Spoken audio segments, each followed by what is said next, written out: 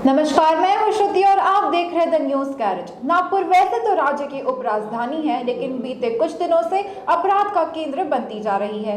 यही वजह है कि दुर्भाग्य से इसे अपराध की राजधानी के रूप में जाना जा रहा है।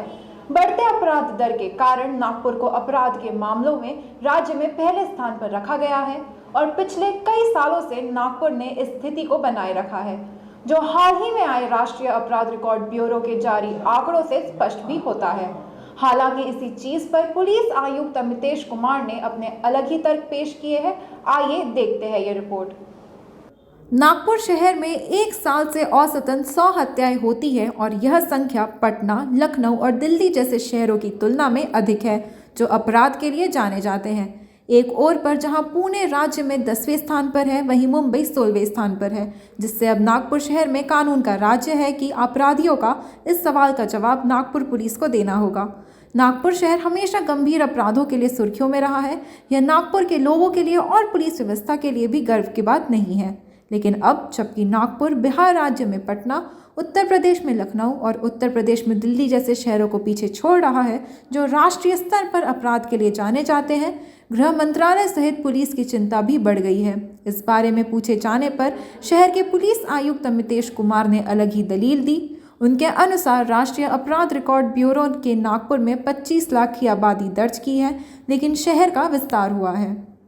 एनसीआरबी की जो फिगर्स अभी आई है उसके हिसाब से ये सही बात है कि नागपुर शहर की मर्डर्स पर लाख पॉपुलेशन में 3.9 जो पटना और लखनऊ के तुलने में बराबर है, इस प्रकार की फिगर्स आई है। मैं इसके बारे में इतना ही बताना चाहूँगा कि शहर में इस 2020 की जो फिगर है वहाँ 97 मर्डर्स 2020 में हुए थे। नागपुर शहर का इतिहास मर्डर्स में थोड़ा ज़्यादा रहा है, ये एक वस्तुस्थिति है। लास्ट 20 साल की मर्डर्स की फ़िगर अगर हम देखें तो लास्ट 20 ईयर्स में 2022 मर्डर शहर में हुए हैं, जो कि एवरेज अप्रॉक्सीमेटली 100 मर्डर प्रत्येक वर्ष होता है। थोड़ा उसमें कभी 5-10% के ऊपर नीचे ये मर्डर्स की प्रमाण होती रहती है, बट ये वस्तुस्थिति है कि ये फिगर थोड़ी ज़्यादा है। लेकिन ये आज बढ़ा है या 1 वर्ष 2 वर्ष में बढ़ा है, ऐसी बात नहीं है। ये हिस्टोरिकली यही स्थिति नागपुर शहर की रही है।